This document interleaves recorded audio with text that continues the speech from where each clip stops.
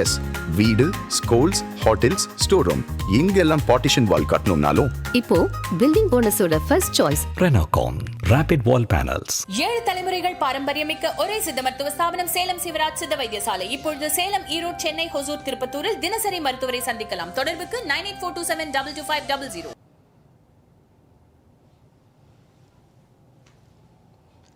சாணக்கியா நேயர்களுக்கு வணக்கம். இது சாணக்கியாவின் 7 சென்ஸ். தமிழகத்தில் நடக்கிற முக்கியமான நிகழ்வுகளை டெய்லி நம்ம 7 சென்ஸில் பார்த்துட்டு வரோம். இன்றைக்கி பார்த்திங்கன்னா நிறைய நாளாகவே நிறைய போராட்டங்கள், கைதுகள் நடக்குது. இன்றைக்கி அந்த போராட்டங்கள், கைதுகள் பற்றிய விளக்கமும், ரொம்ப நாளாக கூட்டணியில் ஒரு பிரச்சனை நடந்துட்டு இருந்தது, அதுக்கு இன்றைக்கி ஒரு முடிவு கிடச்சிருச்சோ அப்படிங்கிற மாதிரி ஒரு ஹிண்ட் கிடச்சிருக்கு. அதை பற்றியும் ராஜ்யசபா எலெக்ஷன்ஸ் பற்றியும் பேசுறதுக்காக இன்றைக்கி நம்ம ஆசிரியர் இணைஞ்சிருக்காரு. வணக்கம் சார்.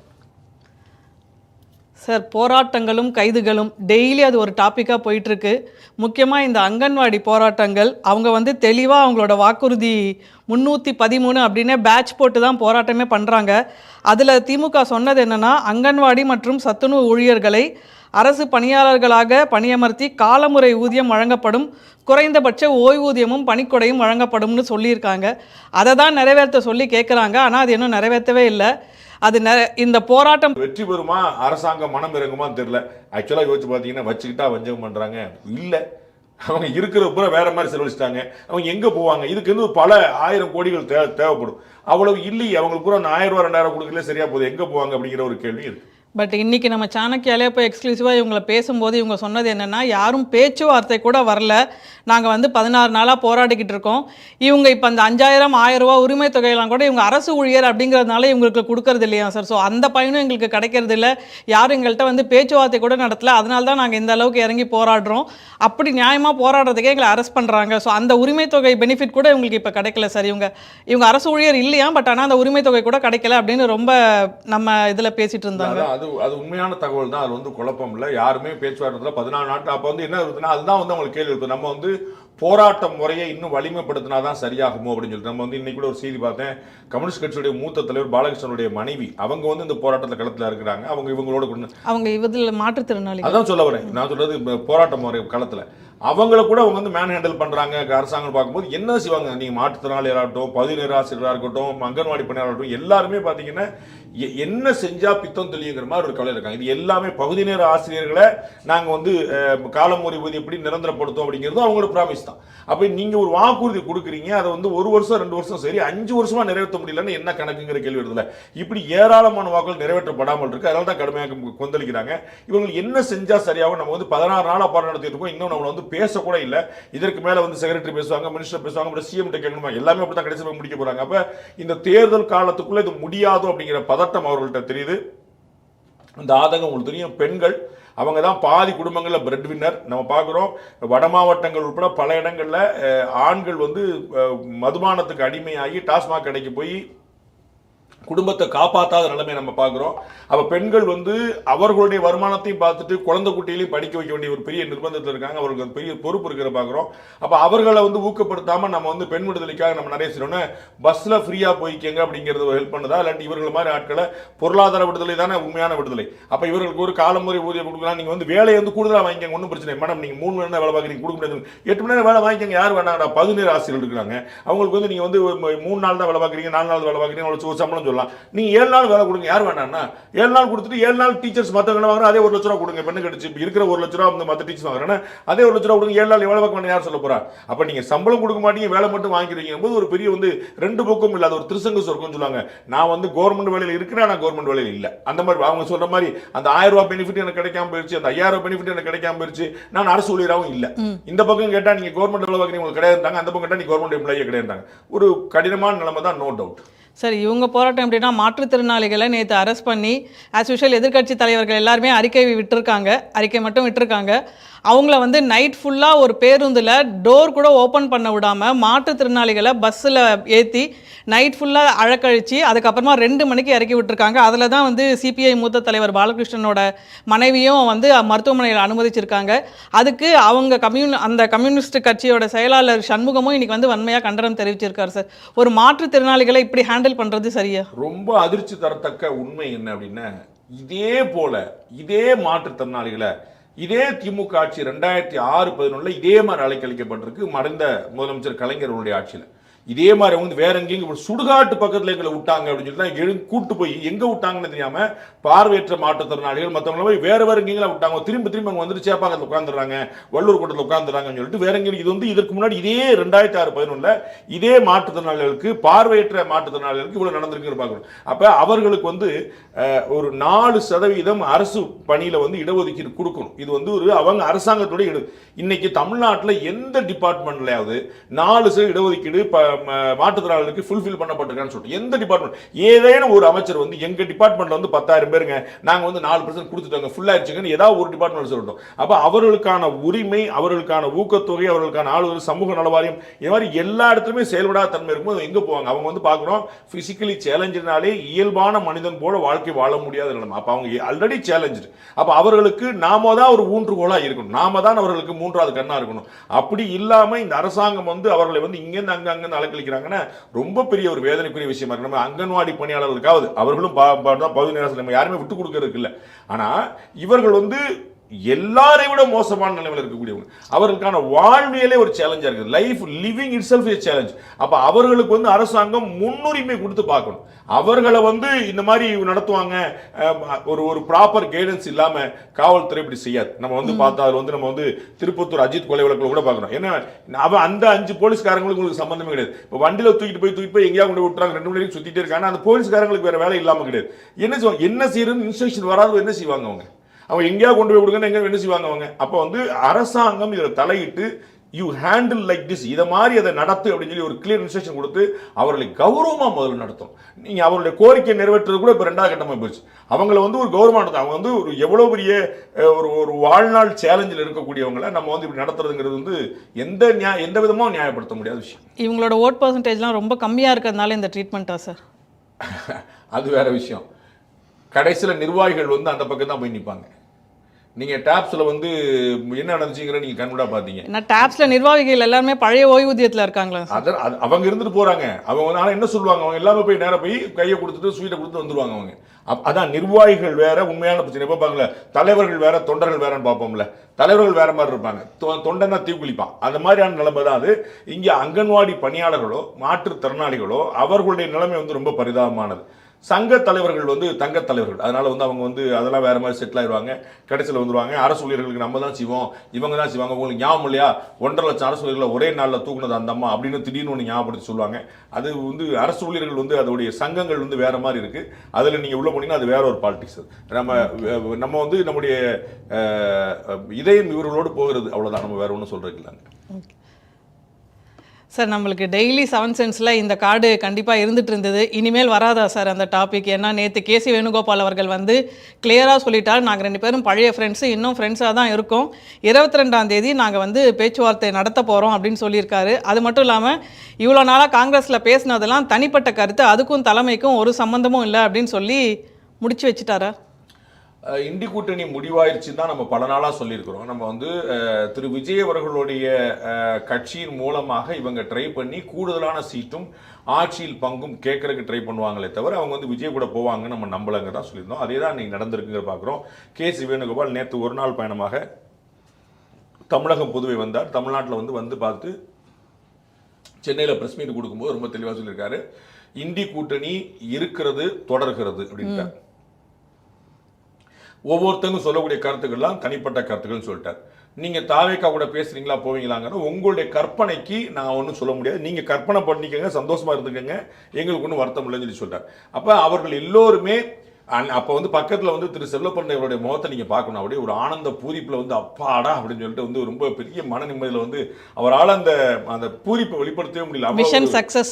அவர் ரொம்ப ஹாப்பியாக இருந்தார். அவருக்கு தெரியும், அவருக்கு வேற ஒன்றும் இடையில குட்டிக்காலான்னு திரு மாணிக்கம் தாக்கூர் என்னங்க பிஜேபி ஓட்டு போடுங்கன்னா கேட்டார். அவரும் ஜோதிமணி அவர்களோ மாணிக்கம் தாக்கூரோ செல்வம் உட்பட மற்றவங்க எல்லாருமே காங்கிரஸுடைய உரிமைக்காக குரல் கொடுத்தவங்க தான், அவ்வளவுதான். அப்போ அதில் அவங்க ஏதோ ரிபல் வாய்ஸ் கிடையாது. அவங்க காங்கிரஸுக்கு நமக்கு இவ்வளவு செல்வாக்கு இருக்குங்க, நம்மளை நம்பி தாங்க அவங்க ஓட்டு. இன்னைக்கு ஒரு மூத்த தலைவர்கிட்ட பேசிட்டு இருந்தேன். அவர் சொன்னாரு 22 வருஷமா கூட்டணியில் இருக்கிறாங்க 2004 இருந்து. அதர் தேன் ஒன்லி 2014 ஒரு எலெக்ஷனை தவிர 22 வருஷமா கூட்டணியில் இருக்காங்க. அப்ப இவ்வளவு வருஷமா நாங்க உங்களுக்கு துணை நிற்கிறோம், அப்ப எங்களுக்கு தான் நீங்க செய்யக்கூடாதாங்க, என்ன தப்பு இருக்கு? அது ரொம்ப நியாயமான கேள்வியாக தான் இருக்காங்க. 22 வருஷமா நான் உங்களுக்கு சப்போர்ட் பண்ணிருக்காங்க. டிஎம்கே தான் பெனிஃபிட் அனுப்பிக்குது. சென்ட்ரல் கவர்மெண்ட் அமைஞ்சா அது வந்து டிஎம்கே கவர்மெண்ட் மினிஸ்ட்ரி பேர்த்துறாங்க. தமிழ்நாட்டில் மைனாரிட்டி கவர்மெண்ட் அமைச்சா கூட கொடுக்க மாட்டேன்றாங்க. இப்போ ஒரு சந்தர்ப்பம் இப்பயா கொடுக்குறேன்னு சொல்லுன்னா கொடுக்க மாட்டேன். அப்போ என்னங்க நாங்கள் வந்து உங்களை வந்து பல்லாக்கு தூக்கிட்டே இருக்கணுமா அப்படின்னு ஒரு தலைவர் கேட்டார். அதுதானே ஒரு கேள்வி, அதுதான் ஒரு நியாயமான விஷயம், அவ்வளவுதான். ஆனா வந்து நான் ஏற்கனவே பலமுறை சொன்னது போல ராகுல் காந்தி வந்து தனிப்பட்ட முறையில் இது எப்படியாவது செய்யணும்னு சாதிக்கணும்னு ஆசைப்பட்டார். ஆனா அவர் தனி குரல்.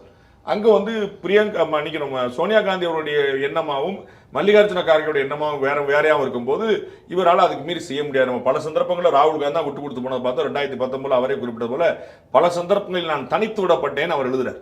அதை மாதிரி தான் இப்பயும் அவர் தனித்து விடப்பட்டிருக்காரு. அவருடைய குரல் ஈடுபடலை, மற்றவங்களும் ஈடுபட்டிருக்கு. ஸோ இந்தி கூட்டணி முடிவாயிருச்சு, அது ஒன்றும் குழப்பம் இல்லை. பேச்சுவார்த்தை 22ஆம் தேதி துவங்குதுன்னு சொல்லலை. 22ஆம் தேதி பேச்சுவார்த்தைக்கான குழு அமைக்கப்படும் சொல்லியிருக்காங்க.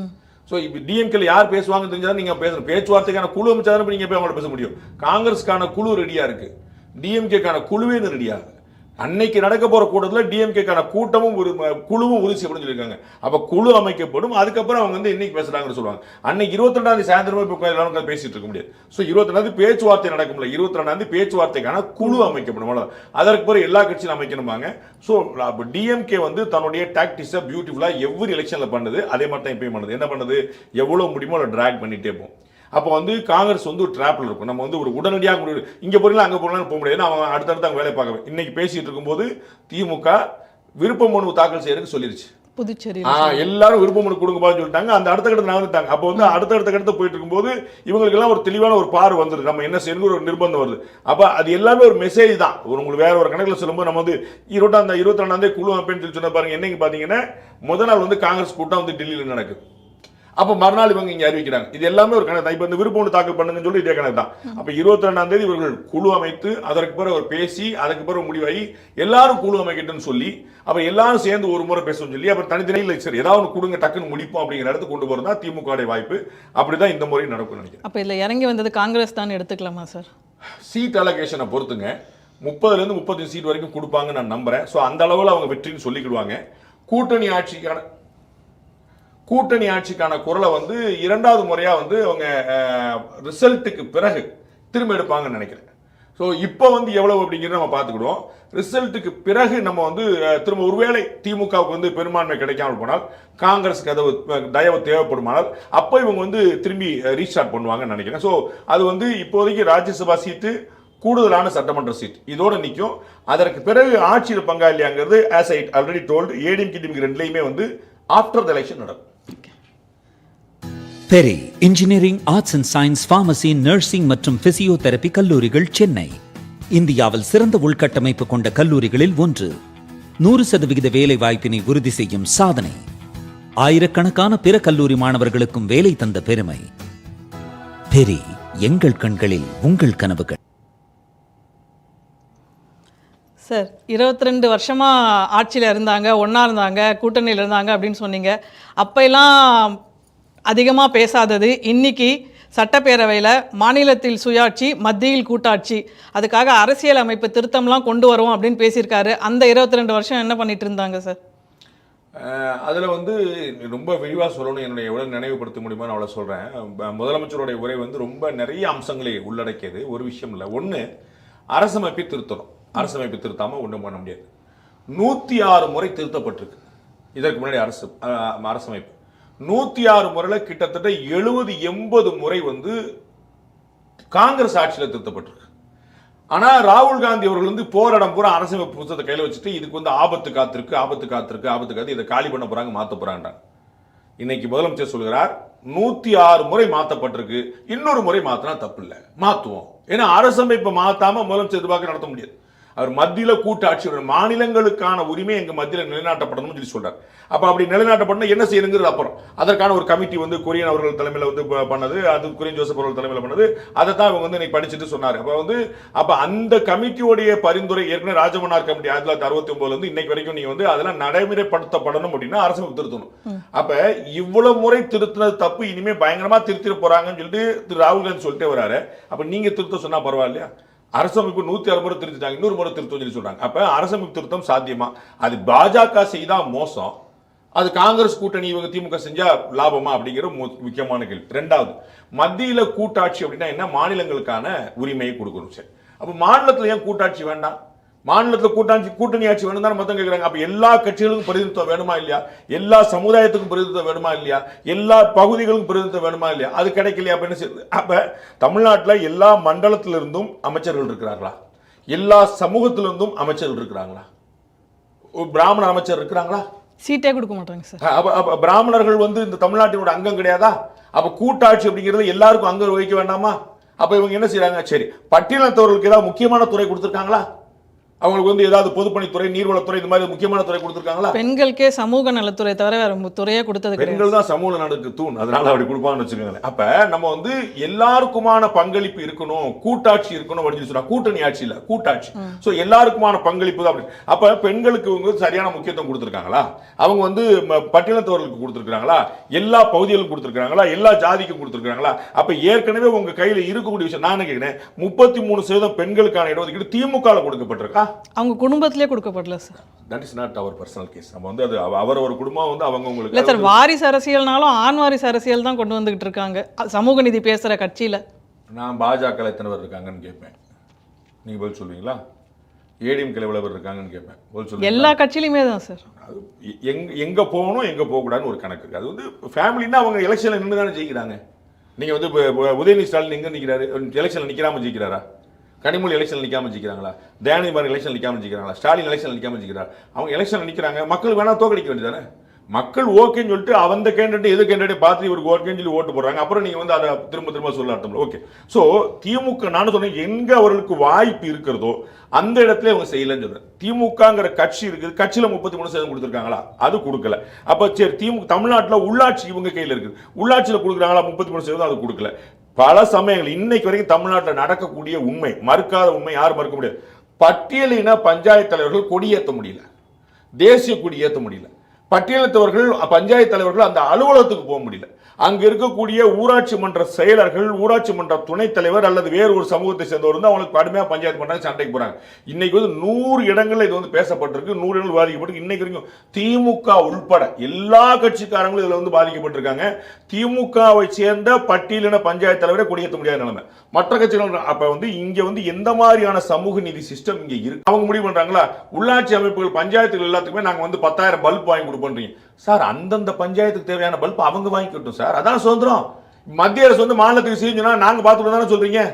அப்ப மாநில அரசுக்கான விஷயத்தை உள்ளாட்சி அவங்க சுதந்திரம் கொடுக்கணும்ல.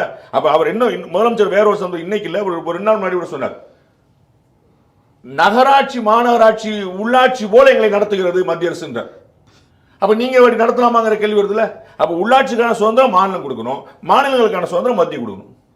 மாநில அரசுகளுக்கான சுதந்திரம் மத்திய அரசு கொடுக்கலன்றீங்க, உள்ளாட்சிகளுக்கான சுதந்திரத்தை மாநில அரசு கொடுக்கல. அப்ப அவரவர் அதிகாரத்தை கையமைக்க பாக்குறாங்கிறத நம்ம பாக்குறோம்.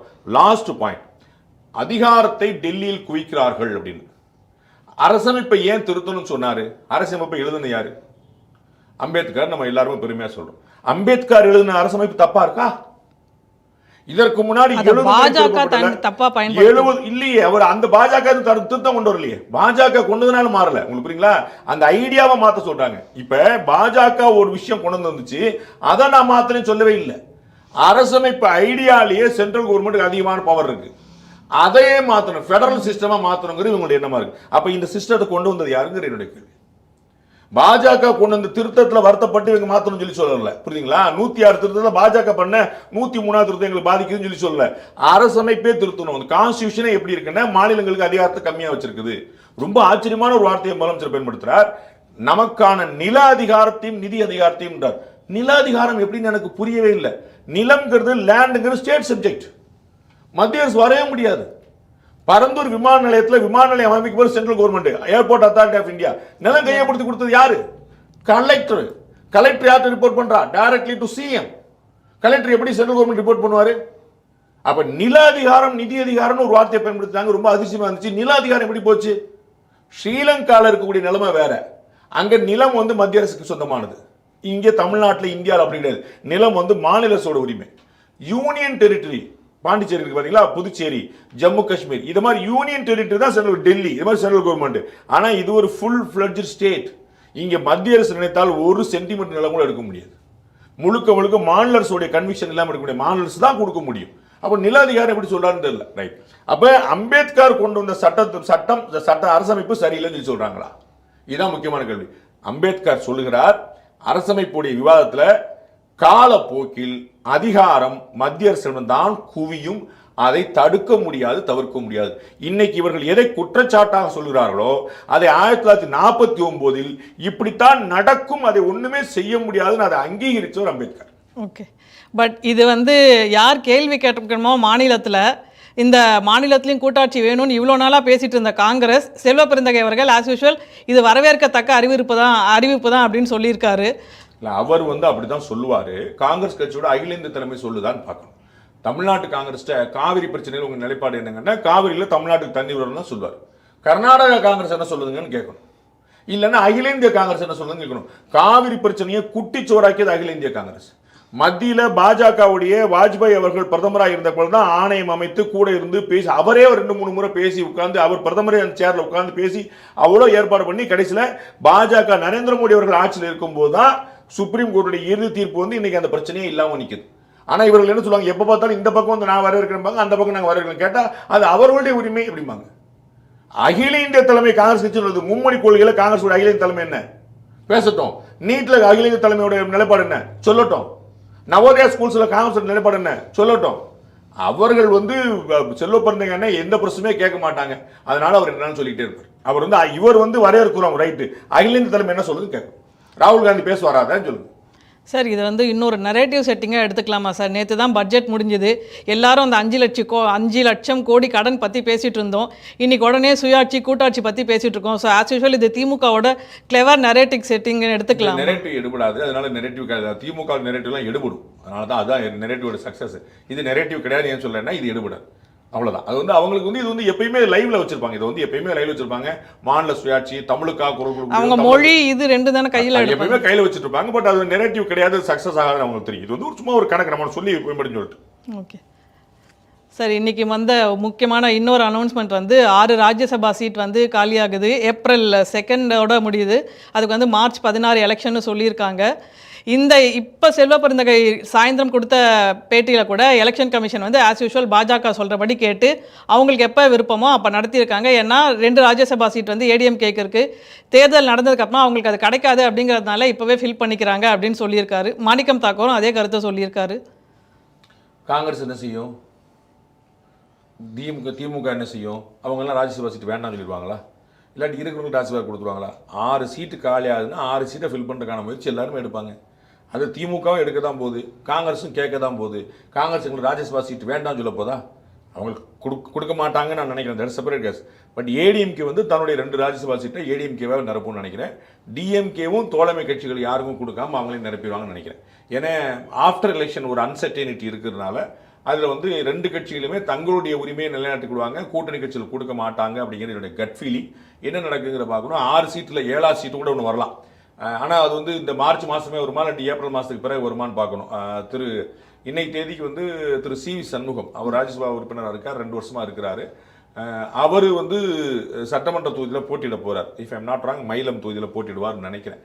ஸோ அவர் தொகுதியில் போட்டிட்டு வென்றாருன்னா அவருடைய ராஜ்யசபா பதவியும் காலியாகும். அதனால் அவர் முன்னாடியே பண்ணுவாரா அப்படின்னு தெரியல எனக்கு. முன்னாடியே பண்ணுறதுக்கான வாய்ப்புகள் இருந்துச்சுன்னா இதோடய சேர்த்து பண்ணக்கூடிய வாய்ப்பு இருக்குது. இல்லாட்டி வந்து அவங்க இதுக்கு எலெக்ஷன் பிறகு வந்து 2026 ஏப்ரல் மாத வாக்கில் காலியாகலாம். ஸோ ஒரு 7 சீட்டு காலியாகும். அதில் வந்து 3 சீட்டு வந்து ஏடிஎம்கேக்கு இருக்கும், 4 சீட் டிஎம்கேக்கும் அவர் கட்சிக்கு எடுத்துக்கிடுவாங்கன்னு நான் நினைக்கிறேன். ஸோ ஜிகே வாசனுக்கு அப்போ கண்டிப்பாக கொடுக்க மாட்டாங்க. அவர் இந்த சட்டப்பேரவை தேர்தலில் போட்டியிட வாய்ப்பு இருக்கா சார்? சட்டமன்ற தேர்தலில் போட்டியிடுறதுக்கான வாய்ப்பு குறைவுன்னு நான் நினைக்கிறேன். அன்லஸ் அன்டில் திரு அமித்ஷா அவர்கள் வலியுறுத்தினாலே தவிர. 2024 மக்களவைத் தேர்தலில் டிடிவி தினகரன் போட்டியிடலன்னு தான் சொன்னார். அமித்ஷா அவர்கள் கேட்டுக்கிட்டார், இல்லை நீங்கள் எல்லாருமே போட்டியிடணும்னு சொன்னார். இல்லை அவரே சொன்னார்னு சொல்லி சொன்னோன்னே சரின்னு அவங்க கேட்டாங்க. அதை மாதிரி நானா நினைக்கிறேன். ஏன்னா முதல் முறையாக திரு வாசன் அவர்கள் செய்தியாளரை சந்திச்ச போது நேற்று வந்து எனக்கு ராஜ்யசபா சீட்டு கூட வேண்டாம், எங்களுக்கு சட்டமன்ற சீட்டை கூட கூட்டி கொடுங்க நான் கேட்பேன் அப்படின்னு சொன்னார். அப்போ வந்து அவர் அந்த மனநிலைக்கு வந்துட்டார். ஏன்னா இன்னைக்கு வரைக்கும் அவருக்கு இன்டிமேஷன் எதுவும் வரல அப்படிங்கிற ஒரு மனநிலைக்கு வந்திருப்பார்னு நினைக்கிறேன். ஸோ வந்து அவருக்கு வந்து ஒரு மெசேஜ் வந்து இன்டைரக்டாக கிடைச்சிருக்கும். பை தென் இப்போ வந்து அவங்க நாமினேட் பண்ணுறதா இருந்துச்சு, அவர் தான் பண்ணுறதா இருந்துச்சு. ஏன்னா இன்னைக்கு வரப்போகுதுங்கிறது எல்லாம் தெரியும். இன்னைக்கு வந்துருச்சு, எலெக்ஷன் கமிஷன் நோட்டிஃபிகேஷன் வந்துருச்சு. ஸோ இந்த வாரத்துக்குள்ள வந்துடும் எல்லாருக்குமே தெரியும். அப்போ வந்து பாஜக வந்து சொல்லி உங்களுக்கு தாங்க கொடுக்க போறேன் நீங்களே வச்சுக்கோங்க அப்படிங்கிற மாதிரி ஏடிஎம்கே பாஜக பேசி சொல்லியிருந்தாங்க. அவங்களுக்கு வேற மாதிரி இருக்கும். அவருக்கு எதுவும் இன்னைக்கு வரைக்கும் இன்டிமேஷன் அவர் போய் கேட்கிறவரும் இல்லை. அவர் வந்து அவருடைய நேச்சர் வந்து எனக்கு ராஜ்யசபா சீட் எக்ஸ்டெண்ட் பண்ணி கொடுங்கன்னு கேட்கிறவரும் இல்லை. அதனால அவரே ஒரு நிலைப்பாடு எடுத்துட்டு எனக்கு அது கூட பரவாயில்ல, எனக்கு வந்து நீங்க இது கொடுங்கன்னு சொல்லியிருக்காரு. ஸோ கொடுப்பாங்களான்னு தெரியல, மோஸ்ட்லி இல்லை அப்படிங்கிற மாதிரி தான் தகவல்கள் தெரிவிக்கின்றன. அவங்க கட்சியை தான் வளர்க்க பார்ப்பாங்க. ஏன்னா போன முறை உங்களுக்கு வந்து ஏடிஎம்கேல ஓபிஎஸ் இபிஎஸ் சண்டையில் வந்து இபிஎஸ் உடைய கோட்டாவா சிவி சண்முகத்துக்கும் ஓபிஎஸ் உடைய கோட்டாவா தர்மருக்கும் கொடுத்தாங்க. ஸோ அதுலேயே வந்து ஒரு போயிடுச்சு. நல்ல வழியா தர்மர் திரும்ப ஏடிஎம்கேக்கு வந்துட்டார். இல்லாட்டி வந்து ஒரு ரவீந்திரநாத் குமார் இருந்த மாதிரி வந்து ஒரு தனியா இருந்துட்டு வேற ஒரு கட்சி நாங்கள் ஏடிஎம்கே இல்ல ஓட்டு போடுற மாதிரி வச்சுக்கள் ஓடிட்டு இருக்கோம். அவர் இந்த மாதிரி ஏடிஎம்கே வந்தால கொஞ்சம் சேஃபர் கேமா போயிடுச்சு. ஸோ வந்து ராஜ்யசபா சீட்ல வந்து அவங்க வந்து ஒரு பெரிய ரிஸ்க் எடுக்க மாட்டாங்க. சென்ட்ரல் வந்து எவ்வளவு முடியுமோ அவ்வளவு ஏடிஎம்கே பெனட்ரேஷன் கூட்டணும் அவங்க வந்து. அதனால அப்படிதான் ட்ரை பண்ணாங்க. ஸோ ஒரு வாய்ப்பு கிடைச்சிருக்கும் போது அதை இன்னொருத்தருக்கு கொடுக்குற நிலைமையில் போஸ்ட் எலெக்ஷன் பார்த்தோம்னு நினைக்கிறேன். ஸோ தேமுதிகவுக்கும் கொடுக்கப்படாது, திரு ஜி கே வாசனுக்கும் கொடுக்கப்படாது, ஏடிஎம்கே காரங்களுக்கும் கொடுக்கப்படும் நினைக்கிறேன். அது இன்னும் டாக்ஸ் இன்னும் ஆரம்பிக்கவே இல்லைங்கிறனால அது எப்படினாலும் மாறலாம். தேமுதிகக்கு கொடுத்து அதுதான் நான் சொன்னது. அது வந்து பிஜேபி கோட்டால கொடுங்கன்னு ஏடிஎம்கே சொல்லுது. இப்ப நீங்க தானே இப்போ முதலமைச்சராக போறீங்க, உங்க கோட்டால கொடுங்கன்னு பிஜேபி சொல்லுது. ஸோ அது முடிவெடுக்காம அங்க இருக்கிறாங்க. அதை வந்து கொடுத்தா ஏடிஎம்கே தான் கொடுக்க வேண்டியிருக்கும். வருதாங்கிற நம்ம பார்க்கணும். ஏன்னா இன்னைக்கு வரைக்குமே இன்னைக்கு ஏர்போர்ட்ல, சென்னை ஏர்போர்ட்ல திருமதி பிரேமலதா விஜயகாந்த் அவர்கள் பேசும்போது அவங்க பிடி கொடுக்காம தான் பேசுறாங்க. தமிழ்நாடு கவர்மெண்டோட பட்ஜெட் எப்படி இருக்குன்னு நல்ல பட்ஜெட்டா இருக்கணும், மக்களுக்கு எல்லாம் நல்லது செய்யக்கூடியதா இருக்கணும் அப்படின்றாங்களே தவிர நல்ல பட்ஜெட்டா இல்ல அப்படின்னோ நல்ல பட்ஜெட்டா இருக்கு அப்படின்னோ சொல்லல. அவங்க அந்த அப்படி இப்படி இருந்தா தானே நல்லது, மக்களுக்கு நல்லது செய்யக்கூடிய பட்ஜெட் தானே நாங்கள் விரும்புவோம் அப்படின்றாங்க. ஸோ நான் கமிட்டால தான் இருக்கிறாங்க. அது என்ன ஆகுதுங்கிறப்ப சார், நீங்கள் கொஞ்ச நாள் முன்னாடி சொல்லிட்டு இருந்தீங்க அமித்ஷா வந்து அண்ணா நகரில் ஃப்ளாட் எடுத்து தங்க போகிறாருன்னு. இப்போ மோடி மயிலாப்பூரில் தங்க போகிறாரோ சார்? மார்ச் மாதத்தில் மட்டும் 3 தடவை வரும். மாயவரத்தில் தங்கக்கூடாது. சரி, மா போட்டு அது மாயவரமாக இல்லாதுங்க, அது மாணவர் தான் இருக்குது உங்களுக்கு. ஸோ வந்து நம்ம பார்க்குறோம் அதிகமாக வருவாங்க. இதே மாதிரி வந்து குறைஞ்சபட்சம் ஒரு 3 முறை மார்ச் மாதத்துலேயே 1, 6, 14 அப்படின்னு ஒரு 3 நாள் வந்து வர்றதுக்கான வாய்ப்பு இருக்குன்றாங்க. அதே காலகட்டத்திலேயே திரு அமித்ஷாவும் 2-3 நாள் வரக்கூடிய வாய்ப்பு இருக்குன்றாங்க. இந்த மாதத்திலே அவர் கூட வருவார். அதனால தொடர்ந்து வந்துட்டு இருக்காரு. நம்ம ஏற்கனவே பார்த்தோம், அஸ்ஸாமுக்கு, வெஸ்ட் பெங்காலுக்கு அண்டு தமிழ்நாடுக்கு, இதுக்கு 3க்கும் ரொம்ப பெரிய அளவில் ஃபோக்கஸ் பண்ணுவாங்க. செகண்ட் தமிழ்நாடு போது கொஞ்சம் அப்படியே சைடில் ஒவ்வொரு தடவை புதுச்சேரிக்கு போயிட்டு வந்துருவாங்க. ஏற்கனவே புதுச்சேரிக்கு இப்போ தான் ரீசெண்டாக காரைக்காலுக்கு வந்து திரு அமித்ஷா போனாருங்கிறத பார்க்குறோம் நம்ம. ஏன்னா அங்கே வந்து அவங்களுடைய கவர்மெண்ட்டை ஃபார்ம் பண்ண நினைக்கிறாங்க. ஸோ 5 மாநில தேர்தல் நடக்கும்போது அவங்களுடைய கனவு என்னவா இருக்குது அப்படின்னா, அஸ்ஸாம், வெஸ்ட் பெங்கால், தமிழ்நாடு, புதுச்சேரி 4 இடங்களில் தேசிய ஜனநாயக கூட்டணி ஆட்சி வந்துடணும் அப்படின்னா அது ஒரு பெரிய ஸ்வீப் அப்படி மாதிரி அவங்களுடைய ஆசை இருக்குது. அதனால இவங்க வந்து இப்போ அஸ்ஸாமில் வந்து ஆட்சியை ரீட்டைன் பண்ணிடுவாங்க. வெஸ்ட் பெங்கால் ஆட்சியை பிடிக்கிறதுக்கான நல்ல வாய்ப்புகள் தெரிகிறது. குறைஞ்சபட்சம் ஒரு மைனாரிட்டி கவர்மெண்ட்டாக அமைச்சிருவாங்க மாதிரி ஒரு பெரிய ஸ்கோப் தெரியுது. புதுச்சேரிலையும் அந்த மாதிரி வந்து போஸ்ட் எலெக்ஷன் ஒரு பெரிய கேம் ஆடி அவங்க பண்ணிட முடியும். தமிழ்நாடு மட்டும்தான் கொஞ்சம் டஃபாக இருக்குது. பட் தமிழ்நாட்டிலே அவங்க பண்ணிடுவாங்க மாதிரி ஒரு பெரிய கான்ஃபிடன்ஸ் இருக்குது. அதனால தான் இந்த அதிகமான முற்றுகை. பாரத பிரதமர் மட்டுமில்ல, உள்துறை அமைச்சர் மட்டுமில்ல, இன்னும் நிறைய அமைச்சர் பெருமக்கள், முதலமைச்சர் பெருமக்கள் எல்லாமே பாஜக வந்து அதிகமாக வர போகிறாங்க.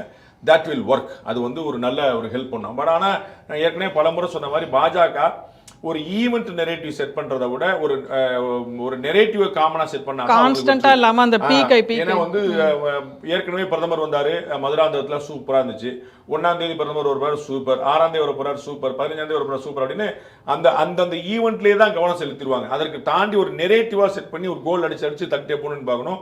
ஈவெண்ட்டுகள் வந்து பிபி மாதிரி ஏறி இறங்கி போயிட்டு இருக்கும், கொஞ்சம் பின்னாடியும் போகும். பட் நெரேட்டிவ்ங்கிறது கிராஃப் வந்து கூட்டிகிட்டே போகும். அதனால திமுக அவங்களை என்ஹான்ஸ் பண்ணும். பட் வந்து அதை ஏடிஎம்கே செய்யல, பிஜேபி செய்யலைங்கிற பார்க்குற ஒரு பேச்சுக்கு பாருங்க.